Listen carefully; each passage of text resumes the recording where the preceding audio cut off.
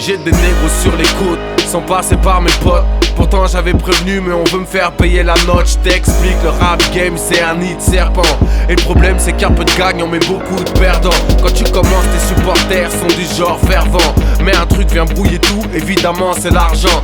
À l'époque j'avais les habits, les idées larges. Et mon plus gros projet, convertir les barges en braves. Et je partageais, que faire d'autre lorsque ça marche. Pour vivre heureux, vivons cachés. C'était pas trop la démarche. Bref, je jouis des privilèges, ma bonne image, une petite lettre, une peine qui s'allège. Un frère en chien, je débloque un peu d'oseille. Tout ça en secret, je veux pas montrer que j'aide. Je suis guidé par le dîner, c'est comme ça que doit marcher le tiec. Si tu montes, tu tires les autres, tous dans le même bateau. Tous on avait la dalle, on partage le gâteau normal. Dans l'autre cas, ton gars aurait fait la même. Chez nous, on est solidaire, enfin ça dépend du problème.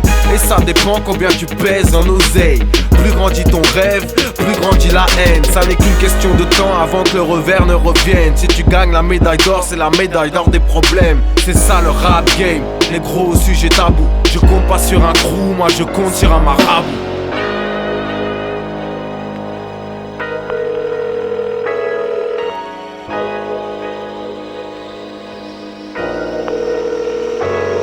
J'avais rendu un service, mais les frères ont du vice. Ils utilisent ton service pour te faire des sévices. Voulaient me faire des services volés depuis Yannick Noah. Car les négros croient que tu dois être noyé dans le genre A. Ça laisse des coups de fil de plus en plus pesants. Du genre faut rappeler tout de suite, c'est tout le temps urgent. Tu sens que tes arbitres, quelque chose se prépare vite. Ça sent trop le slarvie qui dans une embrouille t'invite. Prennent des prétextes bidons, te prennent pour un con. Des frères font les comptes, visent ton compte. Les traites m'avaient serré la main, le lendemain voulaient me la serrer. D'une lame acérée dans mon sang, voulaient me laisser macérer.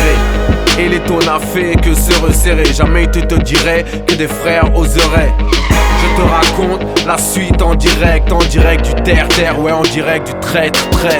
C'était l'époque où ma femme était enceinte. Je venais de sortir mon album numéro 5. Un de ces genres de gars qui aurait pu être mon zinc a eu des vues sur moi et a impliqué les miens. S'est renseigné chez moi, je n'avais plus trop la cote. A vu que j'étais tout seul, que je n'avais plus trop de potes. A mis en place son plan, m'a demandé de l'argent, tout en me menaçant mais indirectement. Et moi dans le même temps, j'attendais mon enfant. Je préservais ma femme de peur qu'elle pète les plombs. Dos au mur, partagé entre balancer tout ou m'entourer d'un crew à qui je serais redevable. M'entourer de gros bras qui me macront plus tard. Je ne mérite pas ça, je suis dans une putain d'impasse. Ma fille vient de naître, je gère les coups de fil, on me fait un coup de traite. L'infirmière monte dans la chambre, me dit quelqu'un vous attend. Je me dis c'est pas possible, pas ici, pas maintenant.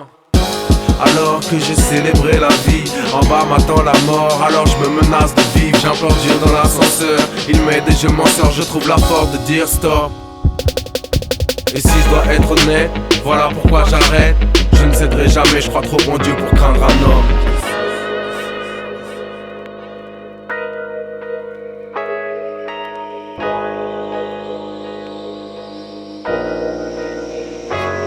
Je le savais qu'en bas ils me voyaient tous en haut. Je le savais qu'une fois en haut ils me verraient tous en bas. Pourtant je les regarde jamais trop, je m'inspire toujours du bas. Le rap c'est 20 milieux sous la mer, donc je rappe avec un tuba. Je savais que ce serait la merde parce que ça l'a toujours été. Je savais qu'après le rêve viendrait la réalité. Je me rappelle quand c'était vas-y, décide. Toi tu nous représentes, maintenant c'est fort d'ici, yeah.